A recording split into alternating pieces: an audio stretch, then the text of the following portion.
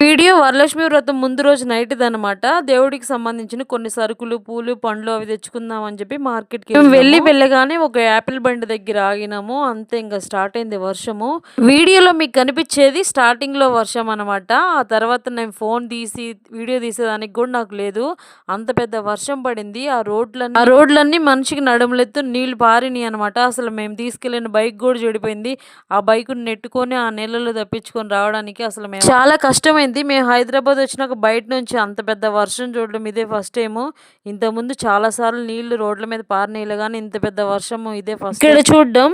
చిన్నగా వర్షం నుంచి తప్పించుకొని గూటికైతే వచ్చేసినాం. తర్వాత ఏంటి ఇంకేముంది అంత పెద్ద వాన బయట పడుతుంటే నోటికి రుచిగా లేకపోతే ఎట్టా అని 2 ఉల్లిపాయలు కోసి ఉల్లిపాయ పకోడీ ఏసేసిన. మీరు చెప్పండి బయట చల్లగా వర్షం పడుతుంటే మీరేం చేసుకొని తినడానికి ప్రిఫర్ చేస్తారో కామెంట్ చేసి చెప్పండి. నాకైతే బజ్జీలో పకోడీనా వేసుకొని తినాలనిపిస్తది.